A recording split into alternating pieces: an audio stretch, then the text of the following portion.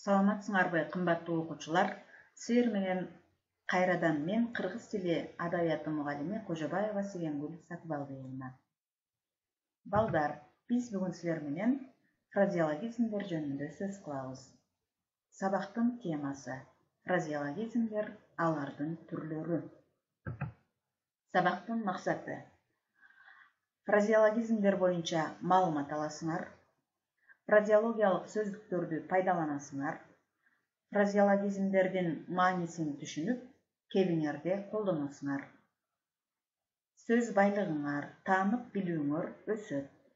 Эссе, дилбаян жазууда фразеологизмдерди материал катары колдоносуңар. Балдар, фразеология илими эмнени окутат? Эркин сөз айкашы менен туруктуу сөз айкашынын айырмасы эмнеде?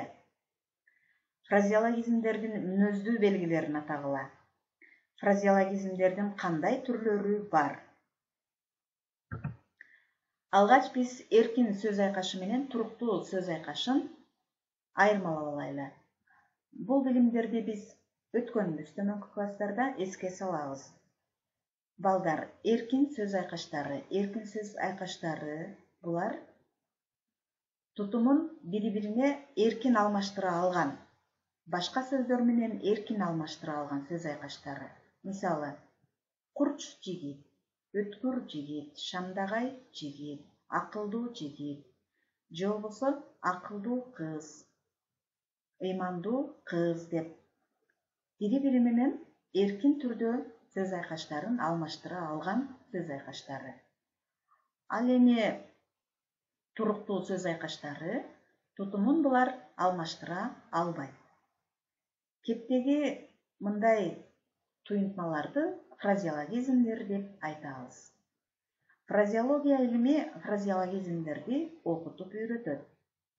Бул термин гректин фразис туюнтма жана логос сөз, илим деген сөздөрүнөн алынган.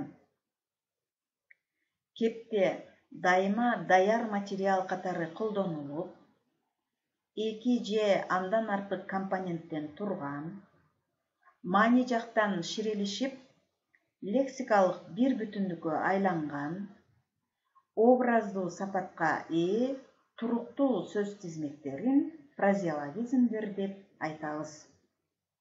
Мисалы, кулак мурун кескендей, ийне жеген иттей, ит арка жана башка. Фразеологизмдердин мүнөздүү белгилери. Фразеологизмдерге мүнөздүү белгилердин биринчиси бул кепте даяр материал катары колдонулушу. Фразеологизмдер кепте мурдатан калыптанган формасында даяр материал катары колдонулат. Аларды өзгөртүп жиберүүгө мүмкүн эмес. Мисалы, 5 өрдөгүн учуруу деген фразеологизмди 6 өрдөгүн учуруу деп айтуу бул туура болбой калат. Экинчи, фразеологизмдердеги компоненттүүлүк. Фразеологизмдер 2, 3, 4, кээде андан ашык компоненттен турат. Мисалы, жезтаңдай дегенде 2 компонент, мойну жар бербеген 3 компонент, 7 өмүрү жерге кирди 4 компонент, жоо жакадан бөрү этектен алганда 5 компоненттен турду. Эми балдар, компоненттерди биз сөз деп айтууга мүмкүн эмес. Себеби сөз өз алдынча маани берет. Ал эми фразеологизмдерди 2, 3, 4 компонент биригип туруп бир маанини түшүндүрөт. Же болбосо 2, 3 түгөй биригип туруп бир маанини түшүндүрөт. Ошондуктан биз компоненттүүлүк деп айтабыз. Үчүнчү бул мүнөздүү белгиси фразеологизмдердин маани жактан ширелишип, лексикалык бир бүтүндүккө айланышы. Фразеологизмдердин тутумундагы компоненттер өздөрүнүн алгачкы лексикалык маанилеринен алыстап, фразеологиялык бир мааниге биригет, бир сөзгө синоним болушат. Мисалы, арасынан кыл өтпөгөн. Мында 3 компонент биригип, ширелишкен дагы бир маанини түшүндүрүп калган. Ынтымак деген. Бармагын тиштөө, эки компонент биригип, ширелишип, бир маанини түшүндүрүп калган. Бул өкүнүү. Андан кийинки мүнөздүү белги бул фразеологизмдердеги образдуулук. Фразеологизмдер жөнөкөй сөзгө караганда айтылуучу ойду элестүү туюндуруучу өзгөчөлүгү менен айырмаланат. Мисалы, ак көрпө жайыл десек, көз алдыбызга берешем биларман аялдын элеси тартылат. Чоңмуштум, зөөкүр, чычкан мурду өтө албаган, өтө жыш, чытырман, калың деген мааниде. Эрдин кесе тиштеген, каап деп кылган ишине өкүнүп калган. Итке минип калган, өтө жарды, кол арага жараган, чоңойгон, ишке жараган, бетинде кызылы бар, уяты бар, абийирдүү деген образдарды биз дароо элестетебиз. Демек, бул фразеологизмдердеги образдуулук биздин кээбибиздин мазмундуу, маанилүү, жеткиликтүү болушуна абдан жардам берет. Кыргыз тилиндеги фразеологизмдер өз ара үчкө бөлүнөт. Биринчиси фразеологиялык ширешме, фразеологиялык бирдик, фразеологиялык тизмек же айкаш. Мына ушундай 3 топко бөлүнөт. Биринчи фразеологиялык ширешме. Мааниси тутумундагы компоненттердин алгачкы лексикалык маанилери менен таптакыр байланышы жоктой сезилген фразеологизмдерди фразеологиялык ширешме дейбиз. Мисалы, артына калбыр байлоо. Бул ушак айтуу, бирөөнүн артынан сөз кылуу. Көзүн май басуу, көп кетүү. Алчы таасын жеген, өтө куу. Котур ташы койнунда, арамза, арамза ою бар деген. Абийири айрандай төгүлүү, уят болуу. Мында фразеологиялык маани менен өздөрүнүн жеке тургандагы лексикалык маанилери таптакыр байланышы жок. Экинчи фразеологиялык бирдик. Фразеологиялык жалпы маани компоненттердин жеке тургандагы маанилерине аздыр көптүр жакындыгы бардай.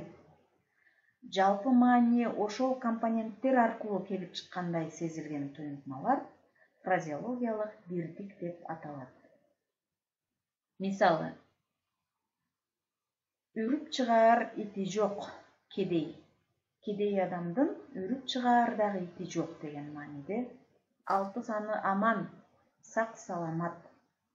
Демек, дене мүчөлөрүнүн бардыгы бар, 6 саның аман, денең сак деген мааниде. Күлү додо болбогон, туруктуу жашабаган. Эгерде бир жерде туруктуу жашасак, ошол жерге от жагып, казан асып, күлүбүз үйүлүп додо болот. Ал эми туруктуу жашабасак, анда күлүбүз додо болуп үйүлбөйт. Айдан ачык, так даана, чоңмуштум, зөөкүр. Демек, мында жалпы маани менен жеке тургандагы маанилердин аздыр көптүр жакындыгы бар. Үчүнчү бул фразеологиялык тизмектер же айкаштар.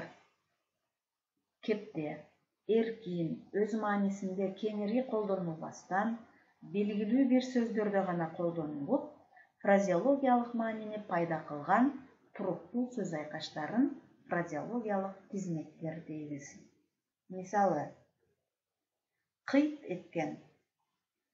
Кыйт деген сөз эткен деген сөз менен бирге келген дагы фразеологиялык маанини пайда кылган. Таарынган. Кымча бел, мында дагы кымча деген сөз бел деген сөз менен кошо келген дагы кымча бел келишимдүү деген маанини пайда кылган. Аскартоо, кыбасы канган, жылас болуу. Булар дагы ушул белгилүү ушул сөздөрдө гана колдонулуп, фразеологиялык маанини пайда кылган. Эми балдар, өтүлгөн теманы бышыктоо үчүн биз машыгуучу көнүгүүлөрдү карабыз. Биринчи, синонимдерине дал келтирүү. Дептериңерди жаныңарга алып, дептерибизди ачабыз дагы. Бул жазабыз синонимдерине дал келтирүү. Мында эки вариант турат. 7ден фразеологизм турат. Эки жакта тең фразеологизм менен синоним болуп түшкөн фразеологизмди табасыңар. Муну цифралы сандар менен иштесек дагы болот. 1 менен 7 дал келет, 2 менен 5 дал келет деген сыяктуу болот. Табабыз. Силерди тапты деп ойлоп жатам. Анда токтололу. Биринчи, ак көрпө жайыл. Бул берешен, колу ачык, дастаркондуу дегендей. Ушул фразеологизмге дал келген фразеологизм экинчи вариантта жайыл дастаркон деп турат. Мында дагы жайыл дастаркон, дастаркондуу аялды түшүнүп атабыз. Экинчи, куурай башын сындырбоо. Бул эңкейип иш жасабаган адам, жалкоо адам. Экинчи варианттагы фразеологизмдердин ичинен буга дал келгени ак каптал, аты эле айтып тургандай, ак кол, ак каптал, жалкоо адам. Үчүнчү, мурду менен бир тийүү.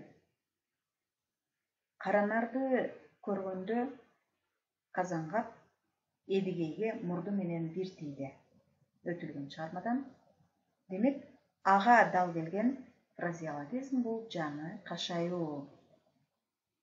Үрүп чыгаар ити жок. Бул кедей деген.